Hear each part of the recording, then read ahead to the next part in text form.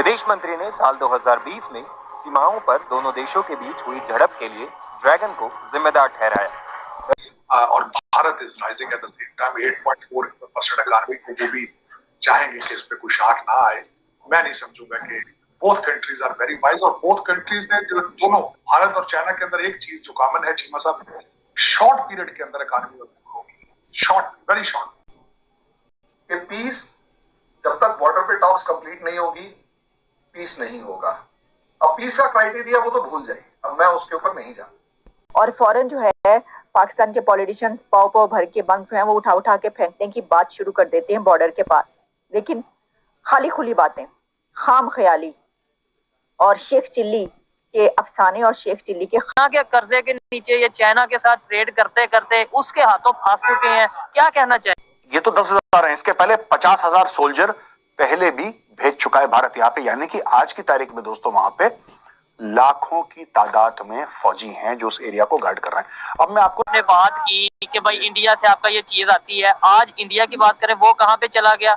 अपना इन्वेस्टमेंट की अगर बात करें फॉरेन इन्वेस्टर वहां पे आ रहे हैं। हम चाइना के चाइनीज बॉर्डर पर 10,000 सोल्जर्स और भेजती हैं। वहां पे 10,000 सोल्जर्स का चाइनीज बॉर्डर पर इंडिया की तरफ से भेजे जाना भी एक बड़ी खबर है। भारत जो है वो लद्दाख वाले फ्रंट पे एंगेज करे चाइना, ताइवान के हवाले से, क्योंकि उन्होंने अपने सारे एग्स एक बास्केट में डाले हुए थे इंडिया के साथ, जो उसमें उन्होंने रिफ्यूज किया, नहीं एंगेज हुए वो, और उसी वजह से और कोई फर्क नहीं पड़ता टेम्परेचर कैसा भी हो, वहां पे इंडियन आर्मी रहेगी, चाइना का मुकाबला करेगी। लेकिन दोस्तों मैं आपको और बताऊं, इसमें और भी बड़े बड़े गेम चल रहे हैं। हेलो दोस्तों, एक नए अपडेट के साथ आपका बहुत बहुत स्वागत है।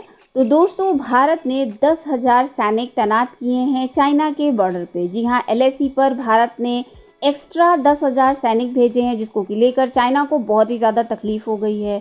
और चाइना के उल्टे सीधे कमेंट जो है वहाँ के न्यूज़ चैनल के माध्यम से या वहाँ पे जो भी उनकी मैगज़ीन है उसके माध्यम से आने लगे हैं, और इस चीज़ को जो है वर्ल्ड वाइड न्यूज़ में कवरेज दी जा रही है। आपने देखा होगा कि अभी 2 दिन पहले मोदी जी ने LAC जो है वहाँ अरुणाचल प्रदेश के पश्चिम कामेंग ज़िले में 13,000 फीट पर की ऊंचाई पर सैला टनल का जो है इनॉग्रेशन किया। और ये इनॉग्रेशन जो है होते ही चाइना को खलबली एकदम मच गई।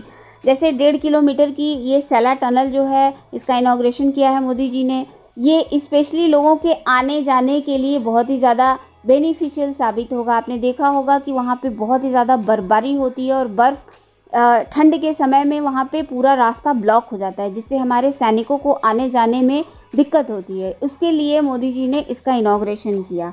इसी के साथ जो है तिब्बत, सिक्किम, लद्दाख, अरुणाचल प्रदेश, उत्तराखंड और हिमाचल प्रदेश जो कि हमारा बॉर्डर इलाका है, जो करीब 3,500 किलोमीटर से 3,600 किलोमीटर में फैला हुआ है, उस पर हमेशा चाइना की नज़र रहती है और अपनी गंदी निगाहें उस पर चाइना जमाए रखता है। उनको ठीक करने के लिए ये स्टेप लिया गया। यानी कि 10,000 हमारे फौजी जवान और अफसर भेज दिए गए हैं चाइना बॉर्डर पे एडिशनल। दोस्तों ये वो सोल्जर्स हैं जो पाकिस्तान के बॉर्डर पे थे, पाकिस्तान से हटा के इनको चाइनीज बॉर्डर पे लगा दिया गया है। वैसे ही पाकिस्तान को हम फालतू समझते हैं, नालायक लोग हैं, किसी काम के नहीं है, लड़ाई लड़ने का जज्बा है नहीं, ना इनके पास पैसे हैं, जेब रफू करने के पैसे नहीं है, बड़ी जेब। तो ये सब भेज दिए हैं चाइना। और इसमें यह बोला गया है कि combined force to guard 532 kilometre stretch border between China's Tibet region and India's north eastern states of Uttarakhand and Himachal Pradesh. अगर आप पुराने मेरे वीडियोस देखेंगे ना, पुराने मेरे वीडियोस आज से 4-5-6 महीने पहले, मैंने आपको यही बोला था कि अगला टारगेट होगा उत्तराखंड और अगला टारगेट होगा हिमाचल प्रदेश। 100% आप मेरे पुराने वीडियोस जाके निकालिए। मैंने बोला था कि आप ये सिक्किम लद्दाख तक मत सोचिएगा, अरुणाचल तक मत सोचिए, ये मैटर बहुत आगे जाएगा। मैंने 5-6 महीने पहले ही ये बात कर दी थी, क्योंकि मुझे पता है ये लोग कैसे सोचते हैं। देखिए, जब भी आपको यह पता लग जाए ना कि दुश्मन सोचता कैसे है, उसका दिमाग कैसे चलता है, जब आपको इसकी 5-10% भी समझ हो जाती है, भाई ये नहीं कह रहा मुझे 100% है, मैं कह रहा हूं सिर्फ 5 या 10% समझे, तब आपको पता लग जाएगा कि वो हिलेगा कैसे, उसकी मूवमेंट कैसी होगी। और मैंने आपको पहले ही बता दिया था यहाँ पे, यानी कि आज की तारीख में दोस्तों वहां पे लाखों की तादाद में फौजी हैं जो उस एरिया को गार्ड कर रहे हैं। अब मैं आपको ना 2 मिनट के लिए एनालाइज कर देता हूं उसका मतलब क्या है। देखिए 10-12-15 हजार का तो पूरा डिवीजन होता है, तो यानी कि एक पूरा infantry division worth of man power जो कि वेस्टर्न बॉर्डर में हमारा पाकिस्तान है, वेस्टर्न बॉर्डर से उठा के ये डाल दिया। चाइनीज है तिब्बत वो, लेकिन चाइनीज ऑक्यूपाइड है, चाइनीज कंट्रोल्ड है, वहां पे डाल दिया है। एक ह्यूमन वॉल बना दी है वहां पे दोस्तों। जो लाइन ऑफ एक्चुअल कंट्रोल है वो है तकरीबन 3,500-3,600 किलोमीटर लंबा, और ये लगभग 5 भारत के इलाकों से जाता है। सिक्किम, लद्दाख, अरुणाचल प्रदेश, उत्तराखंड, हिमाचल प्रदेश। दोस्तों इसको कहते हैं palm and 5 finger strategy of China. Palm यानी कि हथेली और 5 फिंगर्स यानी कि 5 उंगलियां। ये पाम क्या है दोस्तों? ये पाम है तिब्बत। ये जो हथेली है ना, ये तिब्बत है दोस्तों।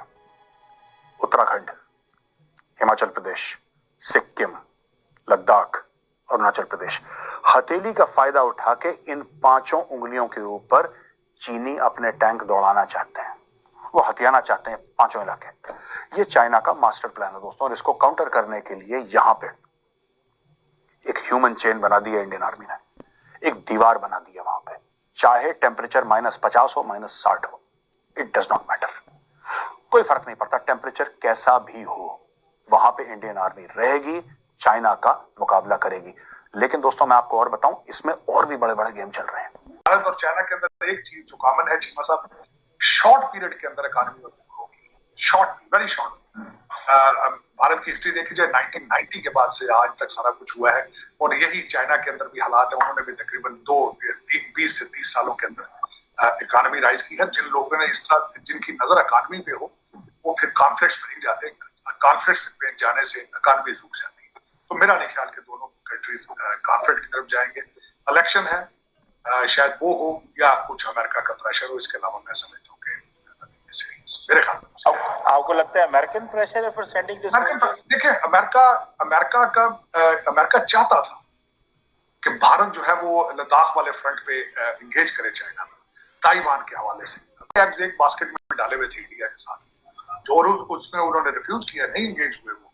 और उसी वजह से, और दूसरी जो ये अंदर इंटरनल जो थे खालिस्तान के हवाले से, और उसके बाद चाइना फौरन भारत जो है उसने अपने सेकंड ऑप्शंस पे रशिया के साथ ज्यादा डायलॉग शुरू कर दिया चीजें, जिससे अमेरिकन दे वर डिसअपॉइंटेड। तो उसमें शायद वो हो सकता है, पॉसिबल है। मैं तो, ये मेरा गैस ही है।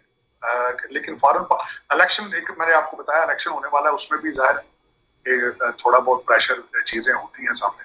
चीन की तरफ से कहा जा रहा है कि ये क्यों किया गया है, या हमारे उस पे क्यों आप सोल्जर्स भेज रहे हैं, क्यों सोल्जर्स डेजिग्नेट कर रहे हैं इतनी बड़ी तादाद में।